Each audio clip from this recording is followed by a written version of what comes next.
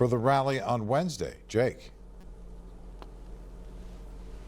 Yeah, John, good evening. And that Palm Springs woman calls herself a patriot, invested in stopping the steal of an election that was certified by Congress with bipartisan support earlier this week, despite that unprecedented attack on democracy. I felt the need to go to stand up as a proud American who believes in truth, freedom, and the American way. Tony Ringline of Palm Springs, a conservative activist and ardent Trump supporter, flew across the country this week to see the president's speech in which he urged supporters to march on the Capitol to protest his baseless claims of election fraud.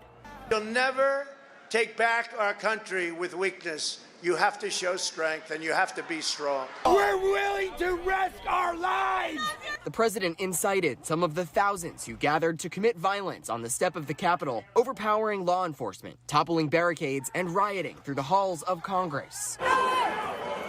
The unprecedented attack leaving 5 people dead, including a Capitol police officer. No one wants lives to be lost. I don't want anyone to be dead, and President Trump doesn't either. Ringline says she wasn't part of the violent group who trespassed and said without evidence, those who did weren't associated with the president, though she admits his supporters were there to put pressure on lawmakers before they could vote to certify the election. To show our Senate and Congress that there are Americans out here that want the right thing to happen, that we want freedom, that we do not want this stolen election. Members of the House drafting a new article of impeachment that accuses the president of inciting insurrection and gravely endangering the security of the United States. But Ringline says President Trump isn't responsible. He never incites violence, never. You don't think the president played a role in what took place in the Capitol? No, President Trump did not encourage that. He has never encouraged violence. He's never encouraged any of that. What did he mean in that taped address asking people to go home? We love you.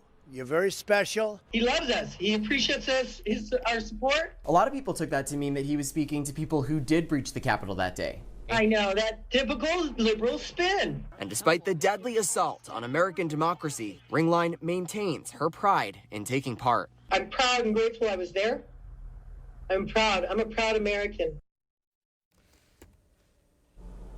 And President Trump, who previously said he would, quote, never concede, later issued a statement promising a peaceful transfer of power. And as you heard there, Twitter today permanently suspending his account due to the risk of further incitement of violence. Reporting live tonight, Jake and Gracia, News Channel 3.